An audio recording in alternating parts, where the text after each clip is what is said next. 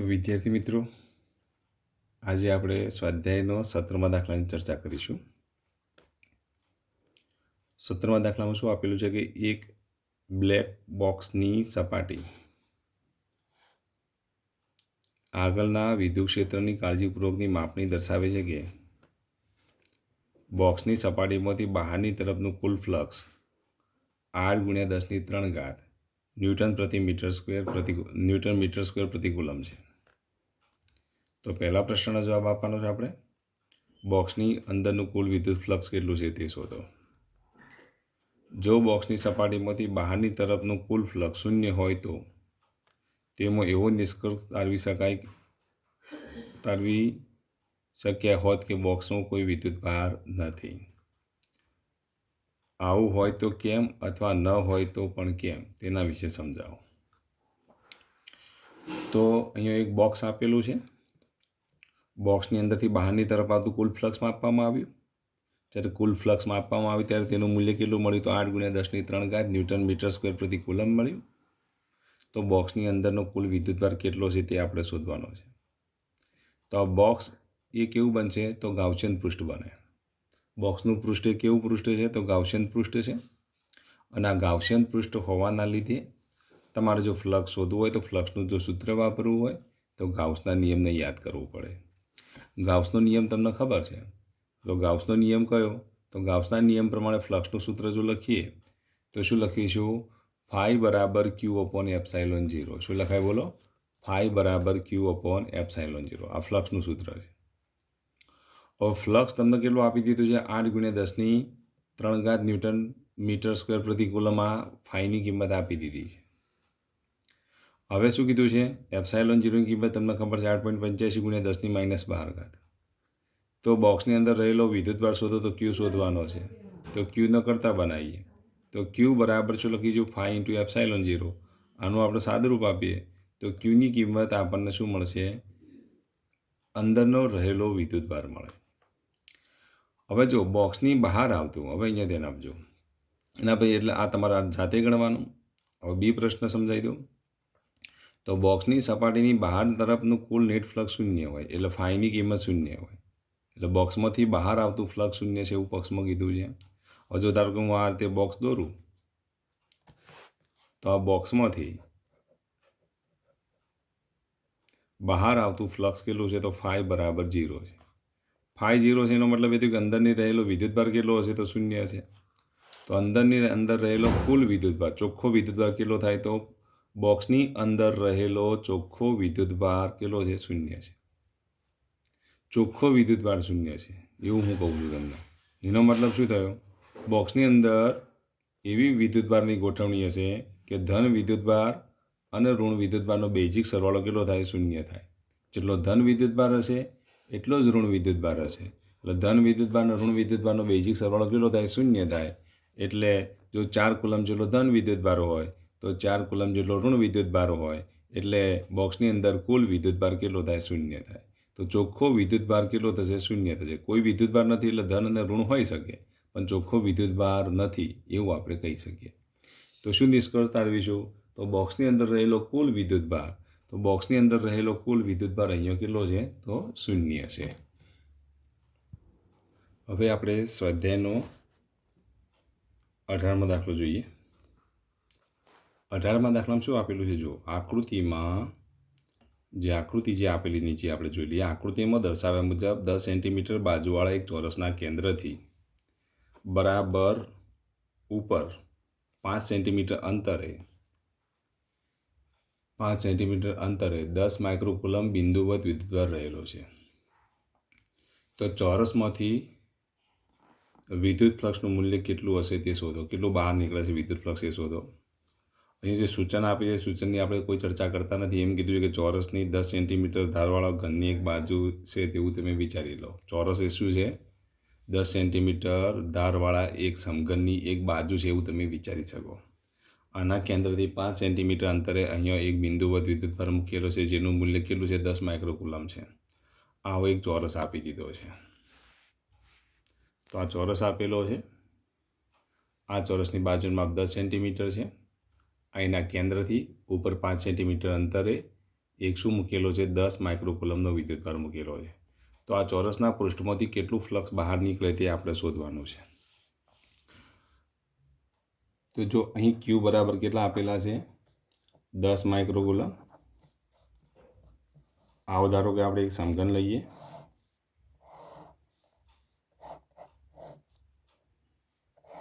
તો આવો એક સમઘન આપેલો છે. આ સમઘનની એક બાજુ છે એ ચોરસ છે એવું તમે વિચારી લો.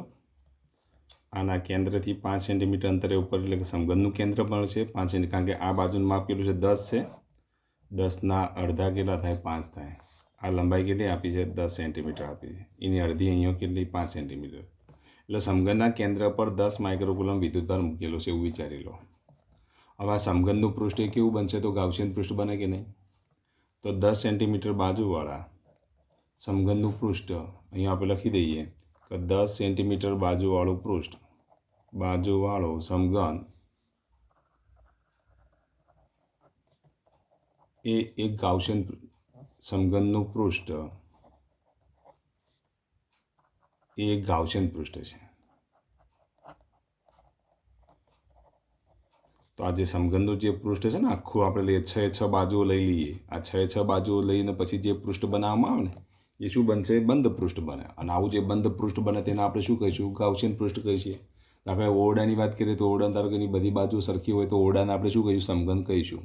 અને ઓરડાના કેન્દ્ર પર ક્યુ વિદ્યુતભાર મૂકેલો છે. આ ઓરડાનું કેન્દ્ર છે. આ સમઘન જે છે એ આખો ઓરડો છે. તો ઓરડાનું જે પૃષ્ઠ છે કેવું પૃષ્ઠ કહેવાય? તો ગાઉસિયન પૃષ્ઠ કહેવાય. કેવું પૃષ્ઠ કહેવાય? ગાઉસિયન પૃષ્ઠ કહેવાય. હવે આ ગાઉસિયન પૃષ્ઠના કેન્દ્ર પર કેટલો વિદ્યુતભાર મૂકેલો છે? તો 10 માઇક્રોકુલમ વિદ્યુતભાર મૂકેલો છે. તો 6 બાજુઓ સાથે સંકળાયેલ ફ્લક્સ એટલે આખા સમઘનનું ફ્લક્સ કહેવાય. તો સમઘન સાથે સંકળાયેલ કુલ ફ્લક્સ, તો સમઘન સાથે સંકળાયેલ કુલ ફ્લક્સ,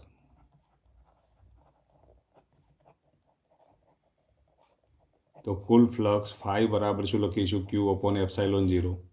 ક્યુની કિંમત આપણને આપી દીધી છે. ક્યુની કિંમત કેટલી આપી છે? 10 માઇક્રોકુલમ.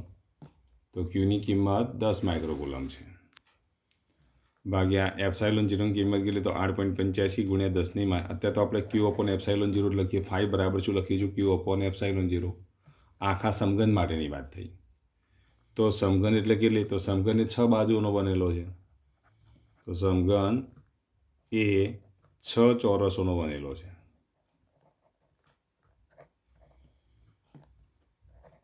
ચોરસો એટલે કે એના પૃષ્ઠો, તો કે 6 પૃષ્ઠોનો બનેલો છે. તો જો આ એક પૃષ્ઠ, આ બીજું પૃષ્ઠ, ત્રીજું, ચોથું, આગળનું અને પાછળનું, એમ 6 પૃષ્ઠ છે. તો સમઘન એ કેટલા પૃષ્ઠોનો બનેલો છે? 6 ચોરસોનો, એટલે કે 6 પૃષ્ઠોનો બનેલો છે. માટે દરેક પૃષ્ઠ સાથે સંકળાયેલ, એટલે કે દરેક ચોરસ સાથે સંકળાયેલ ફ્લક્સ કેટલું મળશે? તો દરેક ચોરસ સાથે, એટલે આપણે જે ચોરસ જે માગ્યો છે, આ જે ચોરસ માગેલો છે ને એ ચોરસ સાથે સંકળાયેલ ફ્લક્સ. તો તમે શું લખશો? એ ફ્લક્સ શોધવા માટે 6 ચોરસોનો ફ્લક્સ કેટલું બોલો? તો ક્યુ અપોન એપ્સાઇલોન 0. માટે એક ચોરસ એટલે દરેક ચોરસનું ફ્લક્સ કેટલું થશે બોલો?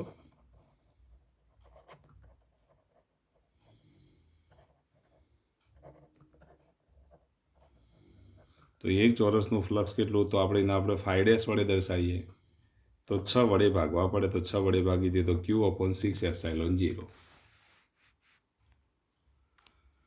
તો આખા સમઘનનું ફ્લક્સ આપણને ક્યુ અપોન એપ્સાઇલોન 0 મળ્યો. આખા સમઘનનું ફ્લક્સ ક્યુ અપોન એપ્સાઇલોન 0. તો આ એક ચોરસનું ફ્લક્સ કેટલું? તો 6ઠ્ઠો ભાગ થાય કે નહીં? તો 6ઠ્ઠો ભાગ એટલે ક્યુ અપોન 6 એપ્સાઇલોન 0. ક્યુની કિંમત આપણે 10 માઇક્રોકુલમ મૂકી દઈએ તો 10 ગુણ્યા 10ની માઇનસ 100 ઘાત કુલમ. 6 ગુણ્યા એપ્સાઇલોન 0ની કિંમત મૂકી તો 8.85 ગુણ્યા 10ની માઇનસ 12 ઘાત. આનું આપણે સાદુરૂપ આપી દઈએ તો દરેક ચોરસ સાથે સંકળાયેલ ફ્લક્સ મળે. તો આ 10ની કેટલી ઘાત થશે? -5 ઘાત થાય. અહીંયા સાદુરૂપ આપી દઈએ તો 1/6 ભાગ્યા 8.85 ઇઝ ઇક્વલ ટુ કેટલા મળશે બોલો? 0.0, અથવા તો તમે આના વડે ભાગી દો પછી ઘાત સરખાવ તો એ સરસ રહેશે ને. એટલે એક કામ કરો, 10/6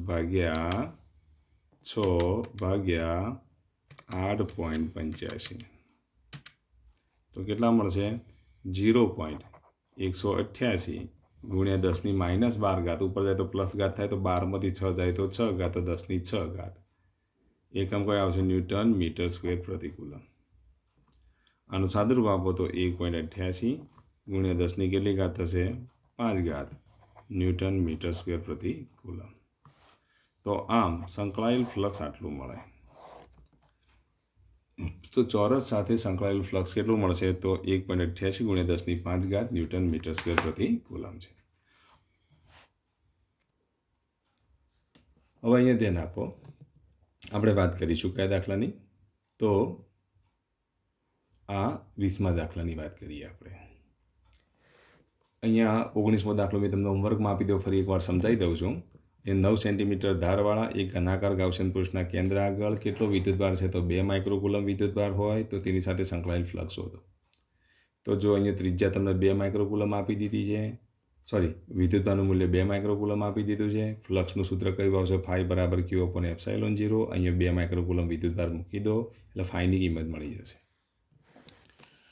હવે જો અહીંયા ધ્યાન આપો 20મો દાખલો જે છે 10 સેન્ટીમીટર ત્રિજ્યા ધરાવતા એક ગોળાકાર ગાઉસિયન પૃષ્ઠની સપાટીઓના કેન્દ્ર પર મૂકેલા બિંદુવત વિદ્યુતભારના લીધે સપાટી સાથે સંકળાયેલ ફ્લક્સ કેટલું છે તો -1 ગુણ્યા 10⁻³ ઘાત ન્યૂટન મીટર સ્ક્વેર પ્રતિ કુલમ છે તો પછી જો આ ગાઉસિયન સપાટી બમણી કરવામાં આવે તો ગાઉસિયન સપાટી જો બમણી કરવામાં આવે તો તેની સાથે સંકળાયેલું ફ્લક્સ શોધો તો જો ગાઉસિયન સપાટી જો બમણી કરવામાં આવે તો અહીંયા જો ગાઉસિયન પૃષ્ઠ છે તો ગાઉસિયન પૃષ્ઠ સાથે સંકળાયેલા ફ્લક્સનું સૂત્ર કયું આવશે તો ફાઈ બરાબર Q upon એપ્સાઇલોન 0 આ સૂત્રમાં ત્રિજ્યા આવતી જ નથી ત્રિજ્યા ન આવતી હોવાના લીધે ત્રિજ્યા તમે બમણી કરો કે ત્રિજ્યા તમે 3 ગણી કરો બરાબર ફ્લક્સમાં કોઈ ફેરફાર થતો નથી આ ખાસ યાદ રાખવાનું ત્રિજ્યા બમણી કરવામાં આવે કે 3 ગણી કરવામાં આવે ફ્લક્સમાં કોઈ ફેરફાર થાય નહીં તો પહેલાં જેટલું મળતું હતું એટલું ફ્લક્સ જ મળશે તમે ત્રિજ્યા અડધી કરો તો પણ એની અસર અહીંયા જોવા મળતી નથી સૂત્રમાં કે આર આવતો જ નથી બરાબર તો આ ખાસ યાદ રાખવાનું તો આ જે હું બોલ્યો એ પ્રમાણે તમારે લખી દેવાનું કે